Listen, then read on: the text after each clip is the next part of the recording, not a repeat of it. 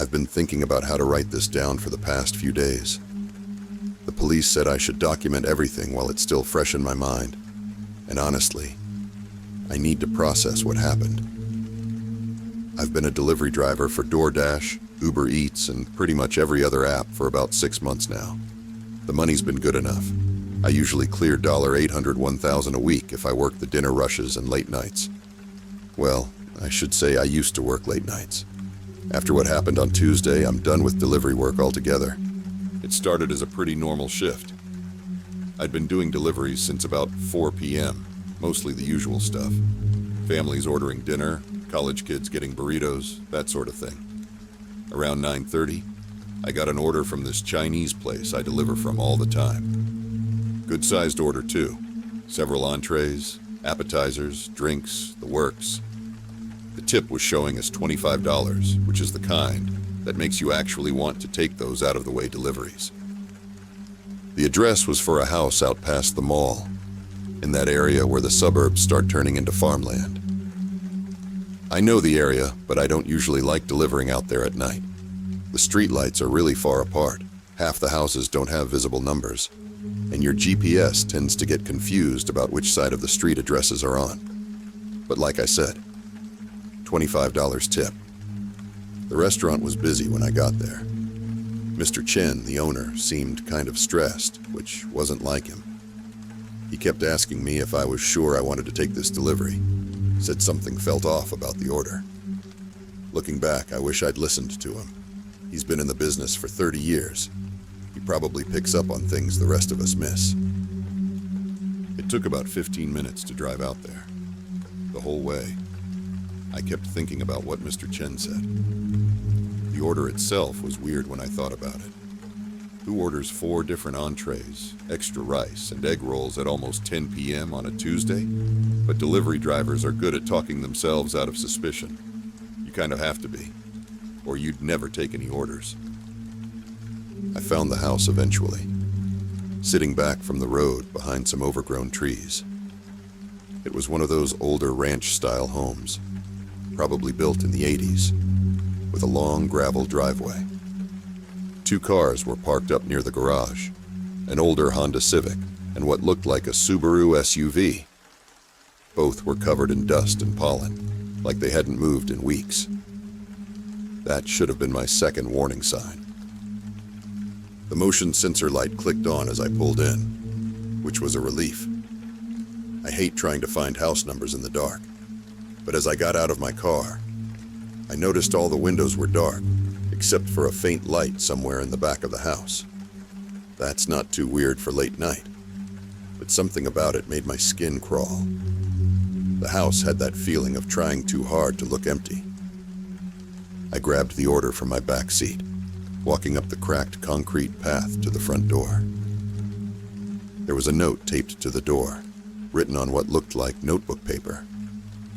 Doorbell broken, door handle sticks. Please deliver to back door. Go around right side of house. The paper was crisp and white, recently put up. Look, I've done over 1,000 deliveries. We're specifically told in training never to go to back doors, especially at night. It's like delivery driver rule number 1. I'd already decided to call the customer when I heard it. A man's voice from inside, trying to be quiet, but clear. Help us. My heart just about stopped. I stood there for a second, thinking I must have imagined it. Then I heard what sounded like a slap and a muffled cry. I backed away from the door as quietly as I could, got to my car, and called 911. My hands were shaking so bad I almost dropped the phone. The dispatcher was calm, asked me for the address and what I'd heard. She told me officers were already on the way, but to stay on the line and get to a safe distance. I drove back to the road, but kept the house in sight. That's when things got really crazy. While I was watching, a side window opened and someone basically fell out of it.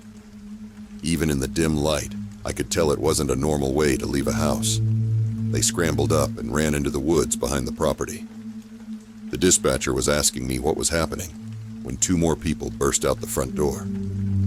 One was carrying what looked like a laptop, The other had some kind of duffel bag. They ran the opposite direction, toward the neighboring properties. The first police car showed up less than 2 minutes later, then 3 more right after. They found the homeowners, Bill and Joyce Martin, tied up in their living room. The couple had been home watching TV around 7 p.m. when 3 men broke in through their back door. The guys had disabled their security system and taken their phones. They'd spent hours going through the house, gathering up anything valuable, and were planning to wait until early morning to leave. They got hungry while waiting and decided to order food. Their plan was to grab the delivery driver and take their car. It would be less conspicuous than the Martins' vehicles, which the neighbors would recognize. The guy who ran out the window was caught hiding in a drainage ditch about a mile away. The other 2 were picked up trying to get a ride at a gas station. The police said they'd been tracking these guys for months. They'd hit 6 other houses in 3 different counties. Always the same method: break-in during the evening, confine the homeowners, take their time robbing the place. But they'd never tried the delivery driver thing before. The detective told me it was probably because they'd been in the house longer than usual and got cocky. They found my delivery bag tossed behind the house. The food was still in it. Over $100 worth of Chinese food scattered in the grass. Mr. Chen refused to let me pay for it when I went back to explain what happened. He just hugged me and made me promise to be more careful. The Martins invited me over for dinner last weekend at their daughter's house in the city, where they're staying now. They're selling their place, which I completely understand. Joyce kept apologizing, saying she was trying to scream louder when she heard me at the door. Bill said he managed to work one hand free and tried calling out when he heard my footsteps on the porch. They're alive because they stayed calm and took a chance when they heard someone outside. Everyone keeps telling me I'm a hero, but I don't feel like one. I just did what anyone would do. Listened to my instincts and called the police. I keep thinking about what would have happened if I'd ignored that feeling and gone to the back door. Or worse, what if some other driver had taken that order? Someone who hadn't been doing it as long, who might not know about the backdoor rule. I'm done with delivery driving. My uncle offered me a job at his garage a while back, and I'm starting there next week. The pay's not as good and the hours are longer, but at least I don't have to worry about what's waiting for me at the next stop. Some people say I'm letting fear win by quitting, but I think I've used up all my luck in this line of work. The detective said they'll need me to testify when the case goes to trial. I'll do it, of course, but to be honest, I'd rather just forget that night ever happened. Still, I think it's important to share this story. So if you're a delivery driver, or thinking about becoming one, trust your instincts. Don't let a good tip convince you to break safety rules. And if something feels wrong, it probably is.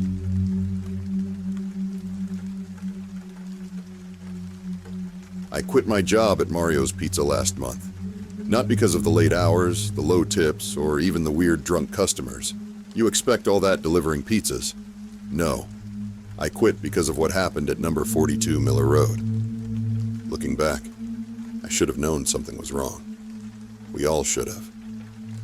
I'd been delivering for Mario's for almost 2 years. It's a family-owned place. Been around since the 90s. The kind of restaurant where the recipes haven't changed in 20 years, and the regular customers like it that way. I mainly worked Thursday through Sunday nights, because that's when the tips were best. The first order to 42 Miller came in on a Thursday around 8 p.m. Nothing special. Large pepperoni, garlic knots, 2-liter Coke. The weird part was we'd never delivered there before, which was strange because we'd been delivering to Miller Road forever. I remember asking Tony, who'd been making pizzas there since I was in elementary school, if he knew anything about the place. "That's old man Warren's house," he said, not looking up from the dough he was kneading. Then he told me something that made me wish I hadn't asked. Apparently, Herbert Warren had been something of a local legend in our town. He'd inherited the house from his parents in the 70s, and even then, It was already known as the creepy place on Miller Road. The house was built in 1887 by Warren's great-grandfather, one of the town's founding families. It had started as this grand Victorian showpiece, but by the time Herbert got it, it was already falling apart. He was a recluse, rarely left the property except for groceries. The only person who regularly saw him was his sister Margaret, who'd bring him supplies every Sunday without fail. That routine went on for almost 40 years, until one Sunday in 2019, Margaret showed up and Herbert didn't answer the door. Police found him in his study, sitting in his favorite chair like he'd just fallen asleep. Heart attack, they said. Natural causes. But that's when things got weird. During the estate inspection, they found something disturbing. Herbert had converted the entire third floor into what he called his listening room. The walls were covered with ham radio equipment, recording devices, and hundreds of notebooks filled with transcriptions. He'd apparently spent decades recording and documenting every conversation he could pick up from the neighborhood. Phone calls, baby monitors, wireless signals, anything he could intercept. The town tried to keep it quiet, but you know how rumors spread. The house got tied up in legal battles between the bank and some distant relatives. It sat empty, falling apart even more. Kids started breaking windows, spray painting walls, the usual stuff. Eventually, the bank boarded it up and installed motion sensors. But people kept finding ways in. I knew all this local history, but standing there that night with the pizza in my hands, it felt different. The house was exactly what you'd expect. 3 stories of faded, yellow Victorian architecture that probably looked impressive a century ago, but now just looked tired. Paint peeling everywhere, shutters hanging crooked, overgrown bushes pushing through the remains of an iron fence. The porch sagged like it was exhausted from holding up all that history, but there were lights on inside, and I could see a TV flickering through one of the ground floor windows. The delivery instructions said to use the side door because the front porch light was broken. Walking around the house, I noticed something odd. There were fresh tire tracks in the gravel driveway, but they didn't lead to any car I could see. The side door was this ancient wooden screen door with the main door behind it. Both had these elaborate Victorian-era carvings, the kind you don't see anymore, though years of neglect had reduced them to shadows of their former beauty. As I got closer, I could hear what sounded like a baseball game playing inside. The strange part was how crisp it sounded, like a new TV in an old house. I knocked and called out, "Mario's Pizza." The sound seemed to die in the heavy summer air. That's when I noticed the smell, a mixture of old wood, mold, and something else. Something chemical, like new paint or solvents. It didn't fit with the abandoned feeling of the place. Nothing happened for a minute. I was about to knock again when I heard footsteps upstairs. Heavy ones, like work boots on old hardwood. They were coming from the 3rd floor, Herbert's listening room. Each step made the old boards creak and groan, a slow progression toward the stairs. Something about the sound made my neck prickle. They were too deliberate, too measured, like someone trying to walk quietly, but not quite managing it. The footsteps reached the 2nd floor and started down the main staircase. I could track their progress by the distinctive sounds of each step. Some squeaked, others groaned, each with its own voice in this symphony of old wood. That's when I noticed something that made my blood run cold. The TV sound I'd been hearing. It wasn't changing, just the same 10 seconds of crowd noise and announcer's voice, looping over and over. Before I could process that, a voice came from behind the screen door. Not from where the footsteps were, but right on the other side of the door. "Just leave it on the step. Money's under the mat." The voice was flat, emotionless, with no echo like you'd expect from someone speaking through a door. And the footsteps were still coming, getting closer, step by heavy step. I hadn't heard anyone approach the door. There had been no footsteps, no creaking boards, nothing. Just that voice, suddenly there. I dropped the pizza on the step, my hands shaking so badly I almost fell over. Using my foot, I lifted the corner of the mat and saw 4 crumpled $20 bills. As I reached down to grab them, I caught movement in my peripheral vision, a shadow passing behind the clouded glass of the main door. But the footsteps were still coming from inside, still several steps away. I grabbed the money and ran. Behind me, I heard the screen door creak open, then shut. The footsteps never reached the door. When I got back to Mario's, Tony took one look at my face and made me sit down. My hands were still shaking as I told him what happened. He called the police immediately. The investigation revealed something that still gives me nightmares. Someone had broken into the house a week earlier.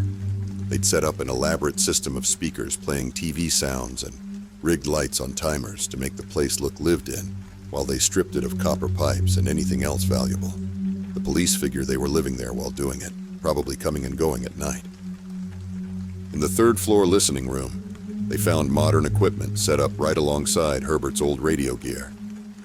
They'd been monitoring local police scanners and even had devices for intercepting cell phone signals, continuing Herbert's work with updated technology. The sleeping bags and food wrappers suggested at least 3 people had been staying there. But here's the part that really got to me. When they searched the house, they found dozens of delivery receipts from other restaurants. Different places, never the same driver twice. Always cash payments, always side door delivery. They found notes about each delivery, descriptions of the drivers, their cars, whether they seemed nervous or confident, how they reacted to unexpected sounds. They never caught whoever it was. The receipts had fingerprints, but no matches in the system. The phone number from our order was from a burner phone, already deactivated. Nothing was ever taken from any of the delivery drivers. No one was ever hurt. Just those weird encounters, always at night, always at the side door. The police theory is that they were casing drivers, learning delivery patterns for the neighborhood, maybe planning something bigger. We'll probably never know for sure. They cleared out that night and never came back. Mario's changed their policy after that. No more side door deliveries, period. Drivers have to take a picture of every delivery location, and that house on Miller Road, it's been demolished now. The bank finally got tired of people breaking in and tore it down last week. They found more of Herbert's notebooks during demolition, hidden in the walls. The police took them as evidence, but rumors say they contained transcripts of conversations going back to the 1980s, including details that no one outside those households could have known. I drive past the empty lot sometimes on my way to my new job. The foundation's still there, just a concrete hole in the ground. The only thing left standing is part of the third-floor wall where Herbert's listening room used to be. Sometimes I think about those footsteps coming down the stairs, and that voice behind the door that shouldn't have been there. And sometimes, late at night, I wonder about all those other drivers who delivered to that side door. What did they hear? What did they see? And most importantly, why didn't they ever come back? I'm not saying I believe in ghosts or anything like that. The police explanation makes sense. Just some criminals being weird, trying to avoid being seen. But I've delivered to hundreds of houses, dealt with all kinds of strange customers. Nothing ever felt like that house. Nothing ever felt that wrong. I still deliver sometimes, but only for DoorDash now, and never after dark. And if a delivery instruction ever tells me to go to a side door, I just cancel the order. Some things aren't worth the risk, no matter how good the tip might be. The empty lot's up for sale now.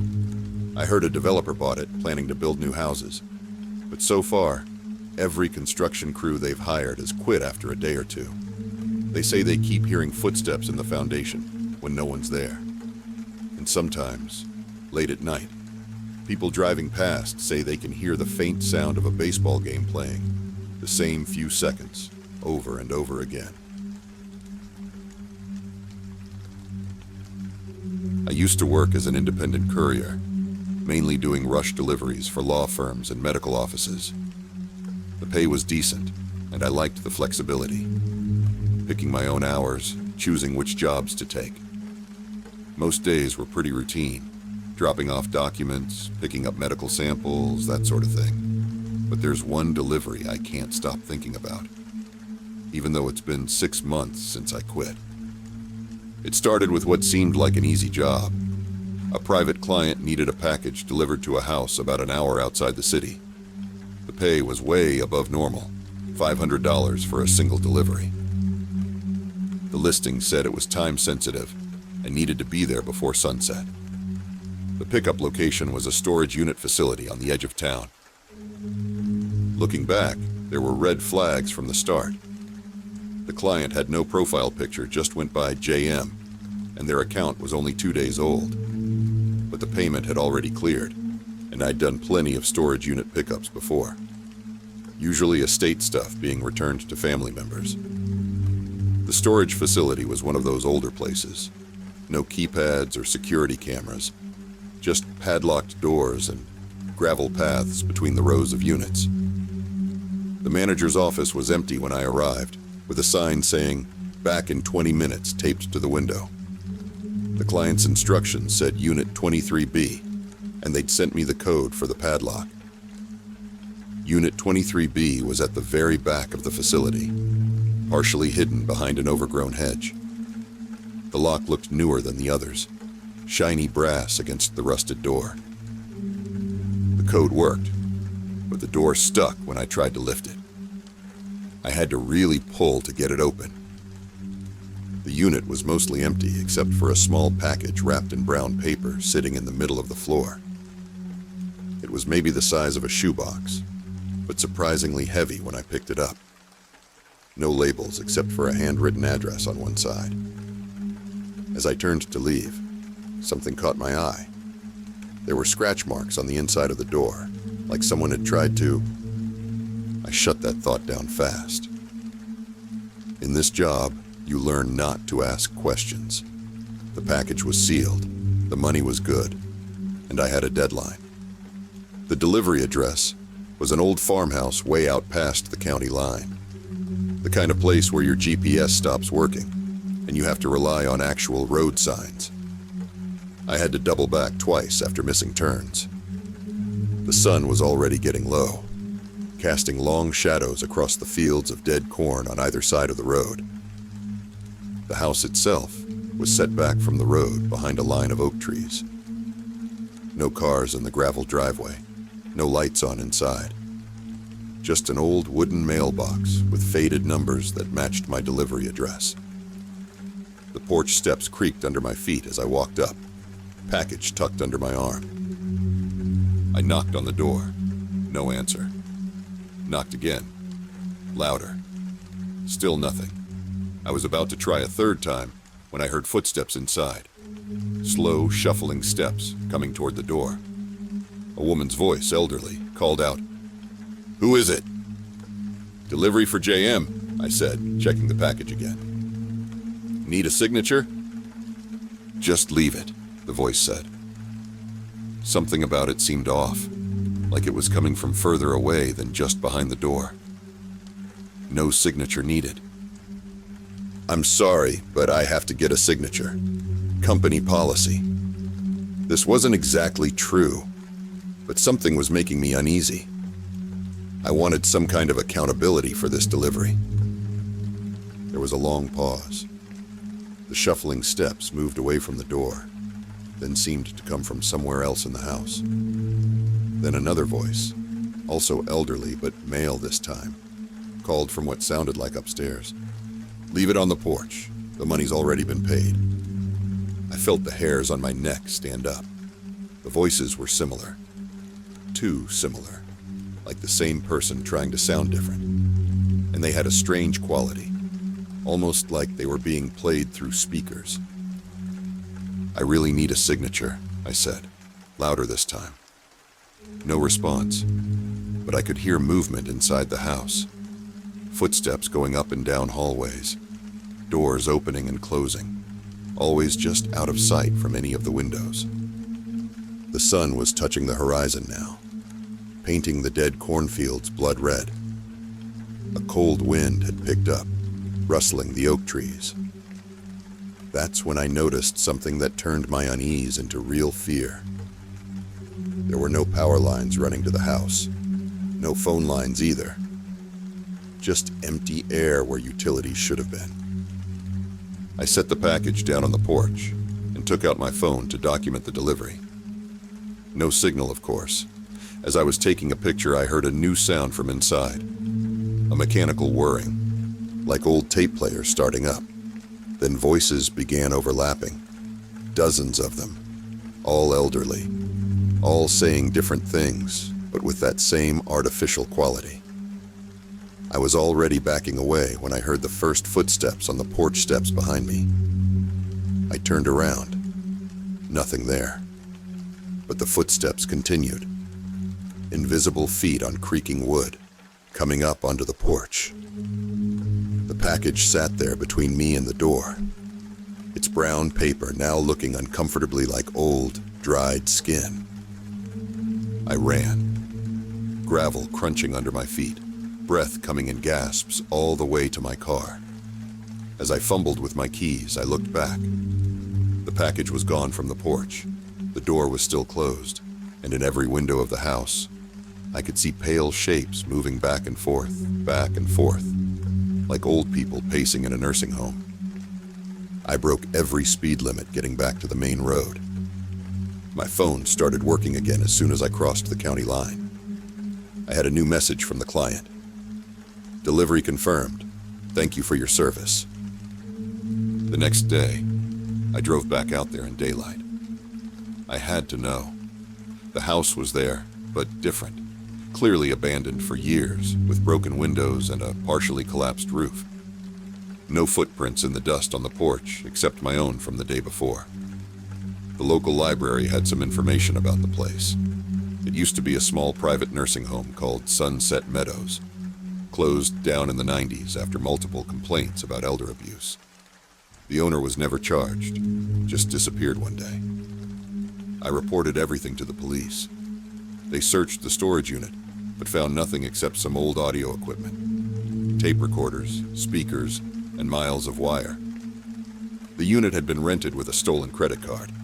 The delivery app company had no record of the client or the payment, even though I have bank records showing the money was deposited. I quit the courier job the next day. These days, I work at my sister's flower shop. The pay is not as good, but at least I know what I'm delivering. I still think about that package sometimes, wondering what was inside it. But mostly I think about those voices, and those invisible footsteps, and all those shapes in the windows. Last week I got a delivery request on my personal email. Good pay, just one package, needs to be delivered before sunset. The pickup location was Unit 23B at the same storage facility. I deleted the email, but every day there's a new one from a different address, offering more money. This morning's offered $10,000. I haven't said yes, but sometimes, late at night, I wonder what's waiting in that storage unit. I wonder if those voices are still playing in that old farmhouse. And I wonder if somewhere, in some other storage unit, there's another package wrapped in brown paper, waiting for someone else who's willing to deliver it. After all, in this job, you learn not to ask questions. But maybe sometimes you should.